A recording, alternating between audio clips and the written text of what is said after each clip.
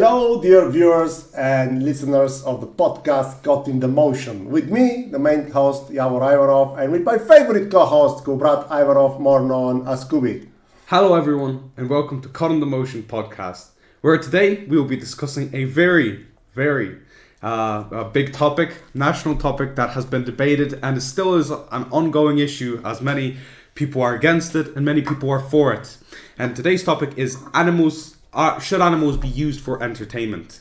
But right before we get into that, today we have a special announcement, as what makes this episode just as special as any other one is that today is our main host's birthday. How are you? Happy birthday. Thank you. Well, I feel blessed, I'm healthy, and I have my family, so yeah, I'm very happy and to go back again to our podcasts. Yeah, of course, I missed it. For the viewers that were waiting upon some of our videos and that we have been inconsistent maybe in the last month, where we'd usually post, at least try to post 2-3 videos a month, it was because obviously back to school for myself and you back to academic work and work in general, which kind of slowed us back. But hopefully throughout this holiday we'll be able to post a good episode, and in the near future we're not too stacked, so that we can keep providing you with content. So I say we just get right into it. Yeah. Well, let's straight jump to the topic. My question to you is, what do you think of, as a teenager, of the animals used for entertainment? Well, it's a tough topic to choose a side for some people. For me, it's rather quite easy, as I have no problem with it. I don't see an issue with it. I think that it's okay. The reason why we kind of thought of this topic today was because of our holiday to Spain, Seville, where we witnessed the bullfighting, and even seeing it in first-hand action and being just meters away from it, it didn't change my opinion.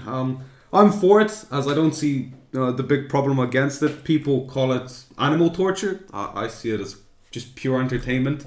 So even though I'm from this generation and this mass movement of whether it should be considered illegal or it shouldn't be, started throughout obviously my generation. Your generation, there was no problem with animals. I don't think so. No. So even from a person from this generation, I don't see an issue with it, and I think you should just keep going on. When we talk about animals being used for entertainment, there is, of course, different type of entertainment in the circus, bullfighting. In the bullfighting, we all know the bull die most of the time. Yeah. In very rare cases, they keep the bull if it's very good to have another generation of this bull because it's a good genes and strong and bold.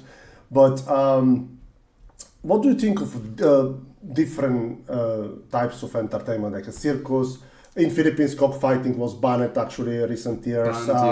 Banned recently, and also the bullfighting. There are different types, different ways animals are used for entertainment. Yeah, 100%. Well, if you look upon the circus industry, we all know how they're mistreated in most cases, where they're locked up. Their whole purpose in life is to get beat and to be taught the way that they should be trained. I'm sure that there are some other circuses. We're not speaking for all of them, but generalization of the same sort of views that were put on upon bullfighting, that it's all bad. Well, in each case, an animal is used, an animal is mistreated, and an animal is not given a choice, I suppose, of freedom of itself. But we don't see big riots specifically for circuses or anything like that. So it's very subjective, the way that they pick upon what they want and what they don't mind, when in reality, in all cases, the animal is not given freedom. And it's going to die in that sort of environment, and it doesn't matter if it's going to get killed in the ring itself or if it's going to get die of its old age, but it's had a torturous life. So yeah, for me it's very strange in a way how a lot of people think that bullfighting is very cruel, the bull is killed, but as we saw 10, 15, 20 minutes maybe, and the bull is killed, maybe this is the most terrible 20 minutes for the bull, but I think it's far more cruel when the animals are locked in cages for the rest of their lives. Yeah. And brought out only to be trained, beaten maybe with a stick, and to entertain in the cinema, in the circus. And for me, it's very strange how the people think. It's very distorted way of thinking, because I think it's much more cruelty there in the circus than with the bullfighting. Yeah. Actually, a friend of mine pointed out, a Spanish friend of mine, that these bulls are all them lives fed well in a very good kind of environment, just for one fight. Yeah, exactly. And yeah, of course they die, but I have the same question for the people who eat meat, any type of meat. The animals are killed. Yeah, it's the exact same purpose. They're born, fed, bred, just for that one intention of it eventually. Yeah, a lot of them are locked, fed with chemicals, so they can grow quicker. For example, chickens and also that. So it's very the way it branches off. You have people that in general are against it, which we'll get into that later on, and then you have a very niche sort of protesting, which targets only the one specific part of what they believe is a problem in today's world. And for myself, I think that there's way bigger things that we can put that energy, money, and attention on. So. You know, it's a bit questionable on how it works, but what would be your opinion on it? As I said on earlier, that this sort of mass global movements started only 10, 15 years ago, maybe? I share your thoughts on that topic. I think that really people should focusing in much more serious problems. Kids not having enough money for kids to have transplants. Less money for health service, and also if you look at the other side of the problem, it's like in Philippines was banned the cockfighting. For example, I would like to see it, and I'm sure that a lot of tourists would like to see it. Yeah. But it's banned now. You cannot see it. And I think in a way the cockfighting in Philippines is part of the Filipino culture, 100%. and as the bullfighting in Spain. So actually, you try to unify all the world to think and look at this topic in the same way as the other topics as well we discussed before about freedom. So I think, I was against, for example, in Bulgaria, bears to be used to dance and pull with chains, which I think is very cruel, and they ban it and they compensate the gypsies who did it, and that's not done anymore. But when it comes to bullfighting, cockfighting, which are part of the culture of this of countries, I think that this topic should be left alone. 100%, and even we saw it. I'm repeating myself. First-hand evidence in the arena that we were in. There was a little over 13,000 people with seats, and then all of those seats, doesn't matter front row, back row, all of those seats were filled up. And a thing that stood out for me, because I don't know why I went in with the thought that there's a legal minimum age that you can go to. No, there was 3 to 4 year old kids simply enjoying the sport, and you could see that their parents, fathers, mothers are showing their kids, and it's not just you. People say, "Oh, it's a man's sport." No, it really isn't. I saw actually we had right behind us. It was a mother of 2 sons, and she brought them nice tickets in the front, and they were looking at it, and I could see how she was pointing it out, and I'm sure that she was telling them at the same time, "Look, this is a part of our culture. You should be proud of this," and especially if you're from Seville and these bullfighting events are still ongoing, of course you're going to be proud. So for outsiders, especially outsiders, to go ahead and to try and enforce their thoughts on something that not only do they shouldn't have a say in. I don't think they should, because it's like coming over to Ireland and then just start saying, "Oh, don't play this, don't eat this, don't." And it came out my mind now talking about the bullfighting as well with the rodeo, even though they don't kill the bulls in Texas and these states in United States, the southern states. I think Texas, maybe Arizona has it, I don't know, but I'm sure Texas has it. They're riding these bulls, and it's obviously it's unpleasant for them, but they continue doing it all the time. So what, they have to remove it? It's a part of the Texas culture, part of the American culture, if you like. 100%. So if you go that direction, we have to ban this as well. And even if you look at it in that specific sport, there's more risk to the human rather than the bull. Because the bull lives. Inevitably, the bull lives. It's the human that can get trampled on and killed, that's what brings or terrible injuries for the rest of their lives. Of course, there is always counter-argument. I'm not going to go to these details because, if somebody has a counter-argument, opposite this, our thoughts, opposing our thoughts, always will find a 100% counter-arguments, But I also would like to see it in the comments if there's anybody that has an argument. I'd like to have more interaction. Yeah. It's don't get us wrong that even though right now we are displaying and showcasing what we think of it, that isn't to say that there aren't some valid points abroad and that could be brought in. Of course. Obviously, if you want to put in the comments whether you're seeing this on any of the social media platforms, YouTube, TikTok, or Spotify. Now, I'm not too sure if you can comment on that. But if you have any points that you would like to type in, that will be great if you open some discussion that. Because with the dialogue, how the one Greek philosopher said, it's born the truth in the dialogue. 100%. So when you have arguments, counter-arguments, and sometimes you meet in the middle, you see where is maybe the best and more acceptable view or point of view.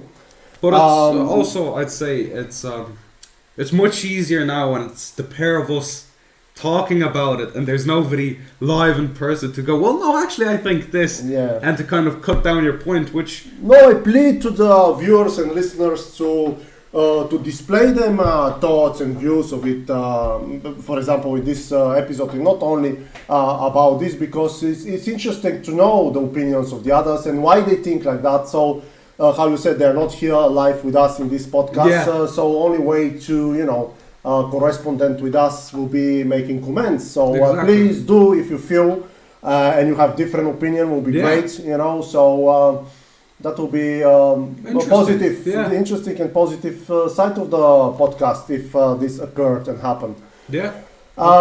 Kubi, there was one big scandal in Spain, and he almost the mother he was thrown off, related again with animals entertainment. The Spanish king, Juan Carlos, if my memory is right, it was, if you can recall it well, 10 or 12 years ago when the recession starts, 2008-9. The Spanish king Juan Carlos broke his leg, and of course the public in Spain wants to know where he broke the leg. It's interesting because he's the head of the state, and they find out that actually he spent $200,000 going in Africa and for a safari, killing animals, shooting them with from far distance, killing zebras, giraffes, and so on. And the scandal wasn't about. That's what I like to tell me. The scandal wasn't about that he killed innocent and helpless animals. The scandal was that. The public expenditure was spent on it. What do you think? Well, there you go. I don't know where all I'm sure that there's a lot of animal activists, as you'd call them in Spain. There, all of a sudden, there was none at that time period. There was none advocating for the rights of animals.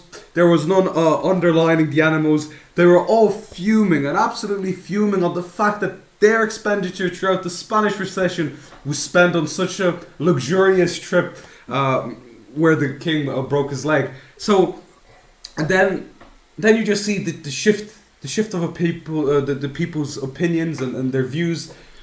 How quickly it happened. Because to me it's a very distorted, even if you like, a little bit perverse way of thinking. Already in Canary Islands, it's banned. In Catalonia, the bullfighting is banned. And then you have, he spent 200,000 on luxurious safari in Africa, but nobody was talking about, maybe he killed 10 giraffes, innocent, walking, and he just shot them. They disregarded the context of the trip. So for me it's a bit strange, and it's hard for me to understand it. 100%. And there you go, back to people's way of their backlash towards a certain event. It's very subjective, and you could say in this, it's a historical event now. It's embedded in the history. You could look at it at 2 points. Well, number one, he disregarded the economy as a king, and then number two, it was your king that was killing animals. But the only point that got touched upon was the first one. The stress, the problem, and misdoing in the first one about the money. He spent 200,000 euros, $200,000. I'm not sure, but it's around that. And the question is, where were those animal activists then? Just in Spain, even strictly in Spain. I didn't hear any outlash back then from the animal activists. Not really, and if it was, it wasn't much. It 100%. Was about the money he spent. Exactly. And this leads us to... It's very strange, I'll get onto it. But do you believe that animals are equal as humans? I will answer this question straight without even thinking second. Of course, humans are much superior. Without saying that animals are terrible and that we should, mislead, treat them like beating them and so on. I myself, I had in the past 3 cats and a dog. Yeah, so, exactly. For the viewers and the listeners, just to know, and we had fishes as well, but they died. Some people don't count them as a pets. It's another subject. But a friend of mine, a colleague said, you can't pet the fish. Yeah, but it's a pet, Yeah. Anyway, so no. This is to me is this. It's the theme of going on last 20-30 years is the part of this pervert theme is going on. Animals are more important.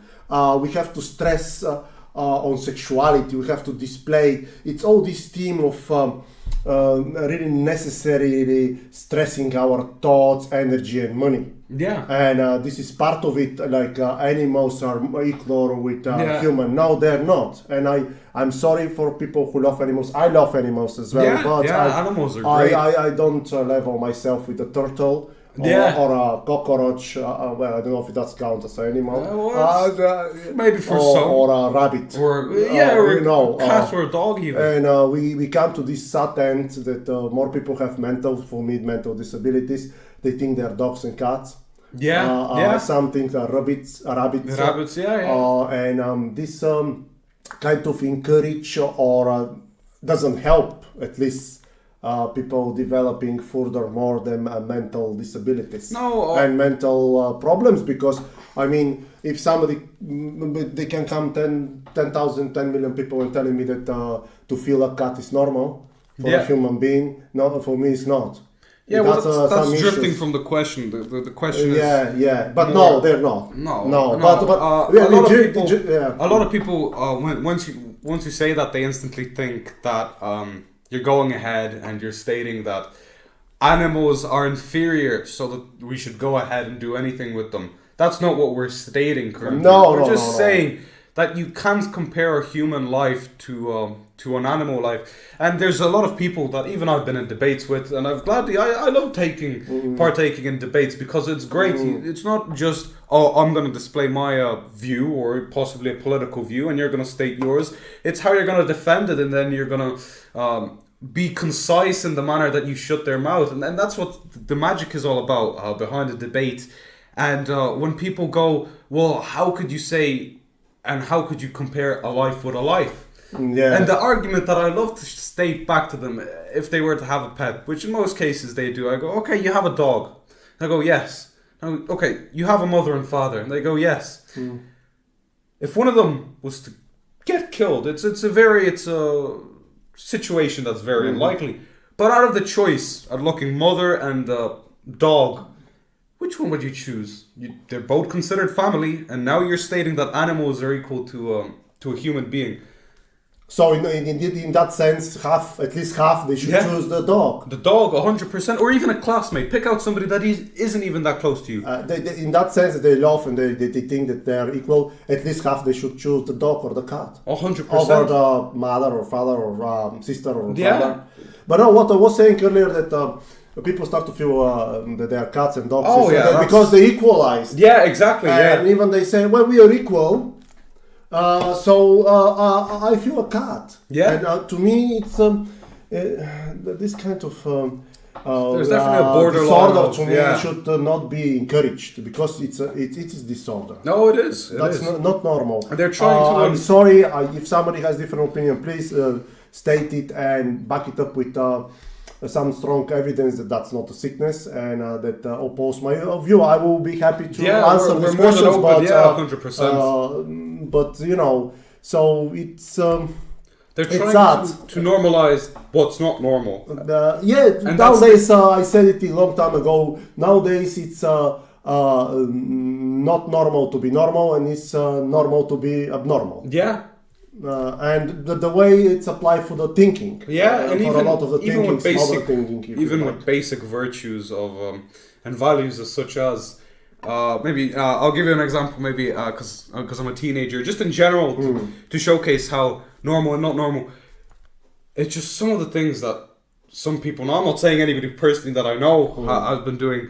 When it comes to romantic endeavor or anything like that, you know, some of the things that they do, or you look even on the internet, how many people in general sleep with by the time that they're 20, 22, and that sort of a romantic, I suppose you could say, it's gone, and that's another pure example which leads on to the abnormality. Well, back in the old times, people were more traditional. People were looking for husbands, for wives, and well, now I've also heard lots of people say, "Oh, I don't believe in young love. I don't believe," which.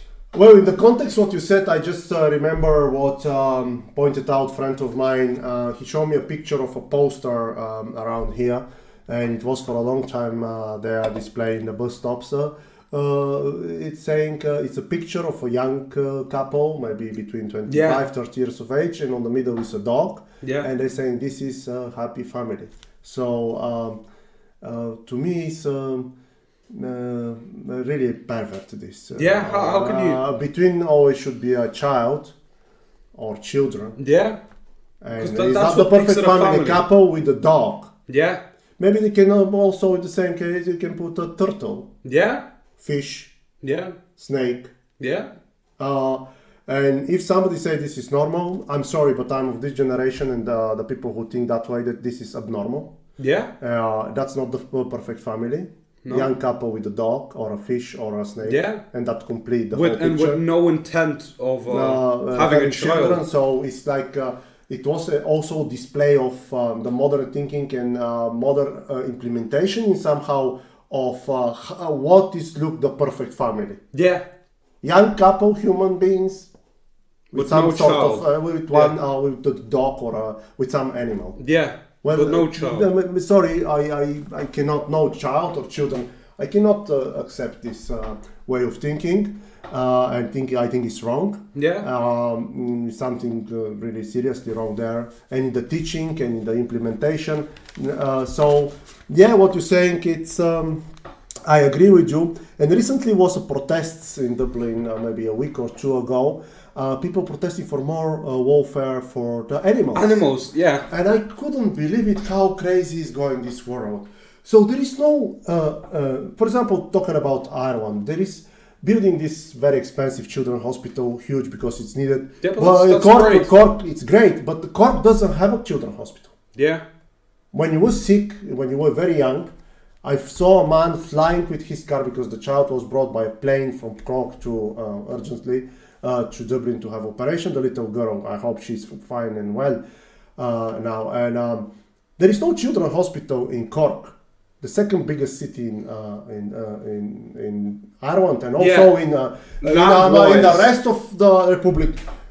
And they going, oh, we want more money for animals. Well, if you want an animal, this is in a way entertainment or love brings to you. Maybe cushion brings love to me and coziness, but I have to buy that cushion. 100% no. If you want an animal, you have to pay for it. But why the state, me and you, or we are not working yet, but I have to pay for somebody because he want to have 5 dogs, 3 cats, and 5 parrots. No, 100%. But then you also see people contradict themselves when an animal is to be maltreated or whatever they say. They say, oh, the owner is horrible because that's his responsibility to provide a healthy and positive lifestyle for their animal. But now when it comes to funding the animals, they say, oh no, this is not our responsibility. We need the government's help and intervention so that we can continue on taking care of our animal. Well, no, the government should not be involved because you've taken that calculated financial risk of taking care of an animal, and if you're not capable of it, you give the animal away to somebody that can. Yeah, and also there is no, sorry to disturb you, there is no enough beds for the patients. For example, in Arwan, and not only in Arwan, it's a problem, it's a huge problem. There is no enough beds for the sick people, old people. There is no enough money for machines that it's needed for the health service. For example, I work in and then again they protesting for more money for the animals welfare. What's going on? And even you're doing your doctorate and more specifically looking at homelessness. That's such a big problem where even you have the average age of 30. Some of them now are still living with their parents. Working people still living with their parents because they can't afford it. There's a housing crisis, and then you have the other aspect of just in general homeless people. They're not getting the help. They're not getting the opportunity. Yeah, there is what you're saying now about the children. There could be 3-4 children living with the parents in a small compound, small houses, and this is this especially I feel for the people who work and they can afford. And this is count as the expert as a hidden homelessness. Yeah. Because actually you don't have enough space. Yeah. To live, not enough space to enjoy. No, you're mentally. Suppressing a way of the whole environment we're living in. Not that you don't love your relatives, but it's no space. Yeah. And for your privacy and so on. And then homelessness, as I said, it's my focus of my study. It's in Ireland, it's 12,500 homeless. Yeah. I mean, and 2,500 are children. And you protesting for more money for your dog or a cat, this is a pervert. I don't have another word to say. This is something seriously wrong with the people who think. Yeah, if you want such funding from the government, that means that every other problem within a country has to be solved. There's no homelessness. Everybody has equal opportunity to working, living by themselves, living a healthy lifestyle. And then, if you want to tackle some such extravagant and niche problems with government funding, everything else that's more important should be prioritized, and then it should be looked upon. Exactly. But that's in a near perfect world where I don't see that happening. It doesn't matter in which country. I don't see that happening in the future. As in each country, there's either a homelessness problem or a economical problem or something that always will be more important than how the government funds your dog or cat. Exactly, and some people maybe will find it simplistic, my comparison, but for example, some people the animals give them comfort. For some people, some objects make them happy. Yeah. For example, a lot of people like Mercedes. Yeah. Or BMW. So what? They have to protest and say, look, I don't want to drive, for example, Toyota. I want to drive Mercedes. I want the government to give me. And somebody will say, but it's not the same like animals. They're living creatures. Yeah, but for some people, they don't care about this. They don't want to have animals. Yeah. They want to have a better car. So that doesn't mean and make them happy, smiling more. Yeah. And what? So they have to protest the government to give them more money to buy more expensive cars or what? But even I'm sorry, maybe it's simplistic, but it's really so ridiculous that. But even when you say, it's simplistic, but it makes sense because for some people they have animals with the sole intention of adding something that will bring joy and happiness within the household. Well, even continuing on with driving, a lot of people go, even bikers, on motorcycles, drivers of cars, those people always have the luxury, when they can afford it by themselves, not by the government, to have that same joy, not with an animal, but in a car, maybe driving fast or renting out a place where they can drive. But that's a personal interest that brings a person joy. And I can guarantee you that if you look at people that have that same example that you're giving as an interest, we could get hundreds of thousands of people in Ireland that share the same interest. But it shouldn't be funded by the government because it's down to one's personal self to provide for such a hobby. Because the animal, you could look at it at the same way. It's a hobby the way you have to take care of it. It's and inevitably Yeah, no, I mean, you decide to have it. It's like when you have a child. You Yeah. have to be responsible. You have to look after that child, and nobody else paying for it unless you're really, deprived of job and Yeah. choice, single mom or whatever. But this is your choice to have 3 dogs or 2 cats, and you Yeah. have to take care of them, not the state and the taxpayer. And even given the example of the child, if there's a bad situation and the parent or parents need help in funding their child, that's more important than if they can fund a That's dog. what I was going to say. That I cannot compare, as you said, a human being with a dog. As we're going back to the beginning of our conversation. I'm sorry to the animal lovers. I love animals too. Yeah, But I love humans more. yeah, And when it comes to funding, I prefer the money to be spent on health service, education for young Yeah. people, for rehabilitation, Homelessness. fighting homelessness, fighting drug use or whatever, then giving to the animals. I'm Yeah. sorry, but to me, I cannot compare one human baby, with a dog or a cat. exactly. This baby is more precious, and I can't look at them in the same way. Exactly. 100%, exactly. I can still love animals, but I cannot look one Yeah, baby the love's different. The love's different. and with an animal. Yeah, 100%. And now, kind of shifting away from this smaller part of the topic, what's your opinion on people being enforced in some countries or just in some situations where they shouldn't be eating meat as it's considered mistreatment of the animal or you're considered a monster? Because I've had some encounters, believe it or not, where people are disgusted with the not just eating it, but the quantity that I eat. I'm a huge meat lover. I love. So do I. Yeah, exactly. And genuinely, people have come up to me and or I'm in a certain environment, and they're like, "Do you ever feel any compassion for the animal that has now been killed and you're eating?" And the simple answer is, well, no, because that's. Well, I its spoke purpose. with a nutrition years ago, and I said, "Listen, is it okay if you don't eat meat?" And she said, "Look, it's everybody's personal choice." She said to me, "It's better to eat a bit of meat because it's iron." Now they will argue again. The people Yeah, take, there's saying, tablets. "Oh, you can take tablet or you can eat more broccoli or whatever." No. But in the same way, if you're going in this sick way and twisted thinking, there is religion believe that the cabbage has a soul. Yeah. So you're chopping the cabbage, you're chopping somebody's soul. Yeah. So if you're going in this path, this is endless. And some said when you're chopping the apple, it's screaming, but we can't hear it. Yeah. So absolute nonsense. Yeah. To me, animals are eaten, and it's proven by the scientists that it's good, not extensively Yeah. to eat meat, but it's good for you. And okay, I understand religion completely. If the Muslims don't want to eat pork or the That's Hindus, fair enough, but that's upon them. they don't want to eat, beef. That's fine. It's against their religion, but they eat meat. Different types of meat. The Muslims don't eat Yeah, pork, and that, yeah. but they eat meat, chicken, exactly. whatever, turkey. So I think it's again we going to the topic of freedom. If somebody say, "Well, I want to be stop selling meat and stop killing animals," but you're imposing something you think is right to somebody else. Yeah.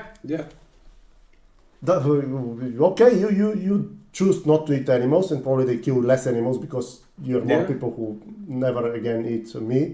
That's fine, but don't enforce your views and your lifestyle, Yeah. your eating habits to the others. Yeah, well, this actually leads us straight on to the next question, which was when people try to impose restrictions or utter, just in general, cancellation of such sports that include animals in such a manner, and also how we should eat and what we should eat and why we should do that. Don't you think that they disregard that so-called freedom that we have once you're born? Even I find it disrespectful. I tell you why. Because you disrespect the choice of somebody else, which is not harming you, not harming your members of your family or the society in general. You say no, that's wrong, and I impose my view on you. This is disrespect. Yeah. And in a peaceful society, you have peace and tranquility between, and some consensus between the members of the society. And here it's part of the society to try to impose a way of living and eating habits in this case to the others, which is absolutely wrong. And when they go to these squares in the big cities, all blasted with blood and pork chops around, absolutely ridiculous. No, but you look at it, even you said with the enforcement of one side saying what the other side should do. Now, usually the one side that says what the other side should do is the non-meat eating people or whatever. You know, there's 150 types of them. There's pescatarian, vegetarian, whatever, which specifically divide into why they believe they shouldn't eat it and whatever. Because, I think one of the reasons is for that in Western society, a lot of people are, they have too much. For example, that's brought my memory to a conversation with a Chinese guy, friend of mine from Shanghai. And I was shocking to in the beginning, like, I knew that Chinese eat cockroaches, rats. And I said, gee, this is, awful. And I asked, we call him Tony because it was easy to remember his name. I said, Tony, are you eating rats? And he turned and he asked me very simply, and that was the end of our conversation. He said, Yevor, if you're hungry, you eat anything. Yeah. So what these people in the countryside of China, he said in the cities most of people are okay, but nothing to eat. Of course they're going to eat rats. Yeah. And I hear from my Filipino friends as well that rats were living in not in the urban area, living in the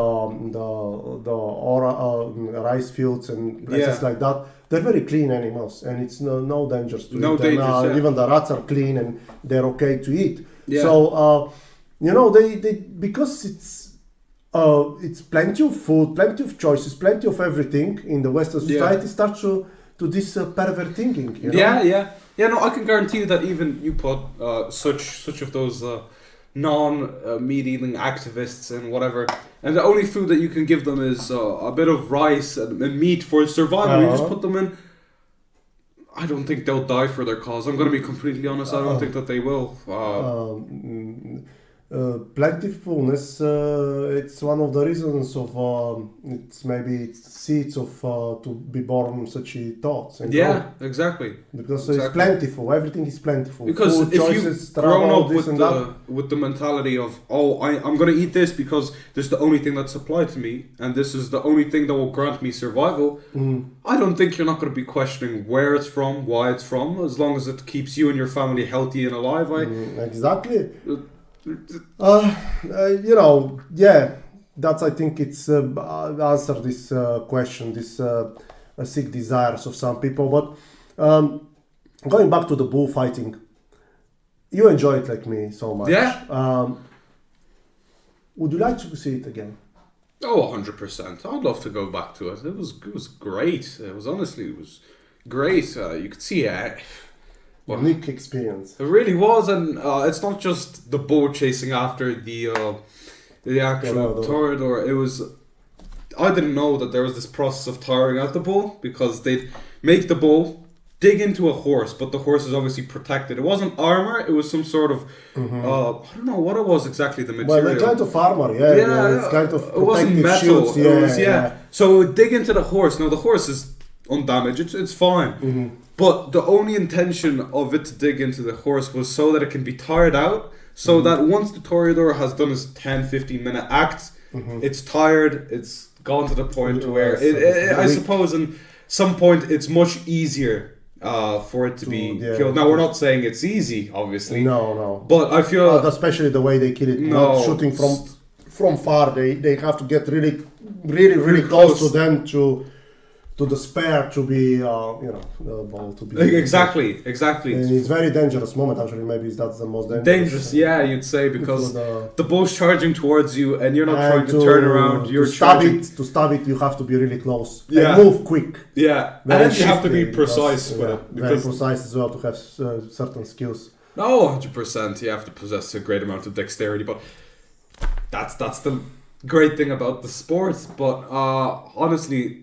it was great. I could see how people from that region or other people from other countries, even we had English people in front of us. And you could see that it brought everybody together. It was more and unity. also I kind of noticed, and I was pleased with the toreadors were dedicated the fight to his father, the young one who was extremely good as well, 19 years of age, to his grandmother.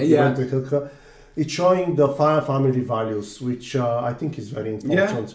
It was a prayer before to thank God for the food, for the life, for everything. The opportunity. So yeah, I definitely, I'm like you. I would love to go back. Yeah, no, it was great. And to finish it off, now, when I say government, each country has its different way of thinking. I'm sure of that. But in general, what could a government or governments do to kind of meet in the middle with people against such sports and such even lifestyles, you could say, and then with people that are for it, to where both sides they will never be happy, really. But to the point to where that unhappiness is not rivaled, it's equal. It's a hard question to answer, but maybe the fundament of democracy is when more than 50% of the people choose something, they should be, accepted this and go by them opinion or whatever it's the topic. But again, it's controversial again because then if you have 51% in one province that it's against bullfighting. And the other 49 are not. This still should big percentage of people who doesn't like it. I guess maybe not close it, or maybe leave one or two arenas for these people who enjoy it to be open and functional. But another thing you could also look at it from is do the external votes as well count? Because let's say you could theoretically, as we were in Seville, you could have 95% vote for it to be there, to keep going on. And then you look at people from abroad, maybe because they're in the European Union, you see the other European countries to vote upon that.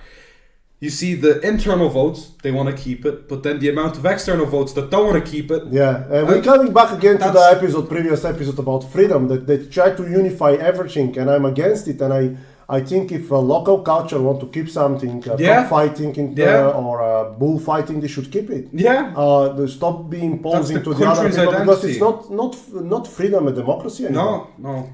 You deprive them of something they are proud of, they enjoy it, and they feel part of them culture. Exactly. So actually you're killing them. You're killing them culture. You're killing them identity. Yeah.